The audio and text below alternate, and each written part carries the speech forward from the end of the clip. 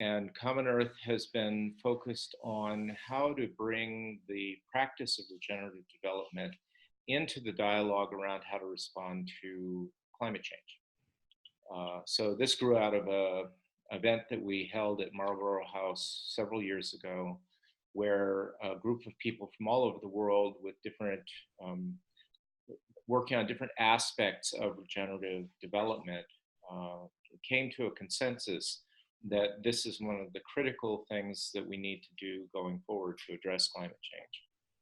The basic idea behind regenerative development is that we can live as positive contributors to the planet's ecosystems. That we don't have to be focused solely on reducing our impacts. We could actually increase our impacts if they're positive impacts.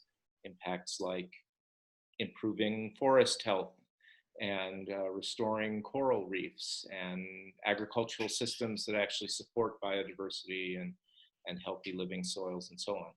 So the regenerative approach looks at how do we grow the skill and the capacity in communities around the world to engage their local ecosystems from a contributing perspective. In the case of Auckland in New Zealand, the Common Earth team invited a group to come from Auckland because Auckland is at the moment the only city in the world where we've seen a kind of critical mass of people who are interested in practicing, have studied regenerative development, and are looking for ways to bring it in as a way of shifting the entire city. So Auckland is a major city. It's an important city in the Pacific region. And it's also an extraordinarily diverse city. And so using regenerative development as a philosophy or an approach to begin to shift the future direction of the city is of really great interest to us when we're looking at this in terms of the Commonwealth. And we're very excited by the potential influence that Auckland could bring into the Commonwealth conversation because of the experimentation that's going on there.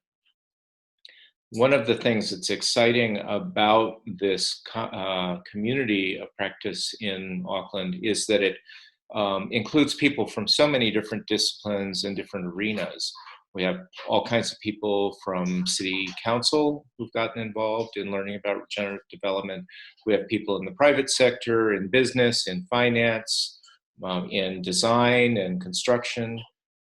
And we've also got people who are strongly in the kind of community service world, community activists, and very strong representation from people in the Maori community, which is important because of the treaty partnership, which is so fundamental to life in New Zealand.